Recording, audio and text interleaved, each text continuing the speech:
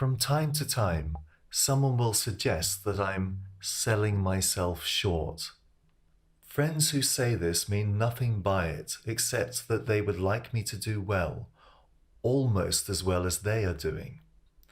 They have people working for them, whereas I have not, and it appears to be a difference that counts. It would never occur to friends in permanent employment or self-employed in their own right to suggest anything of the sort. But for the entrepreneur friends, it has proven the way to wealth to have people work for them, to host meetings with customers, to attend conferences and trade fairs, to keep winning customers, to move to ever bigger quarters, to accommodate their growing number of staff, to upgrade the fleet and all the rest of it. Dynamic growth has been their measure of performance. They are good at what they do and believe anyone with a sound business idea and proper resolve can do the same. The unspoken assumption is that everyone subscribes to the same model of success, wants to be like them, and that those who fail to pull it off are selling themselves short. If I tell my entrepreneur friends I cannot take a given assignment at the moment because I'm booked out, they wonder how on earth I could have gotten myself in such a fix. They will ask me why I don't get help, why I don't have 5 people working for me or 25. Their idea of running my business would be that I handle the front end, do the conferencing and masterminding while some competent worker bees do the actual work at the back end. Or outsource the whole shebang and concentrate on panache. These amicable, well-meaning go-getters would probably nod enthusiastically at the end of the ox-herding tale in my opening chapter, and propose that the seeker go into cattle ranching next. The other day, someone got mad because I declined to take him on as a new client. He had previously managed a certain account at one of my oldest clients, and I had done the translations for that account. Neither this person nor the end client had been easy to work with, and I had felt genuine relief at the idea of having them off my back. But here he was, setting up an agency of his own and assuming I would continue to handle the translating end for that account. He had been patronizing then, hard to work with, and the chances of him being less dominant as the head of his own outfit were nil. He became quite impatient when I took a rain check, and he more or less suggested I was not playing by the rules if I turned down a new account, an up-and-coming firm like his. He told me point blanc there must be something wrong with my business model. It never occurred to him that I might not be playing his game, that we are playing different games. The thing is, I'm not really running a business, and there is no business model. But I can tell almost instantly whether or not I will get along with a person and whether our collaboration will be harmonious and fruitful. Making a living on your own is never easy, but one of the perks that freelance work does have is that it is entirely up to you to decide who you want to work for. You don't have to explain to anyone why you are not interested in a job, and you cannot be fired either. In this case, it was tempting to be blunt and say, "Sorry, mate, but you and I are on different wavelengths and I just can't work with people like you." But you never know. People change, and so do circumstances. There might come a time when you are desperate for any kind of work and would accept a job from Beelzebub if he needed a translation. So I just told him, "So sorry, booked solid through the end of the month." He ended the call by offering help with my business model if I needed any, and that was kind. But like I said, this is not really a business, and there is nothing wrong with my business model because I don't have one. It makes no sense to talk about a business model if there are no alternative models to choose from. A freelance journalist accepting or declining assignments would probably not think of the criteria that determine the decision as his or her business model either.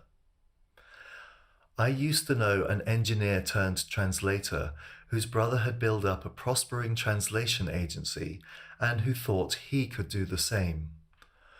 Encouraged by a few big jobs, he hired 40 people, and 5 minutes later the jobs stopped coming, or so it seemed, and you can imagine the rest. Fellow translators who worked for him still talk about his folly.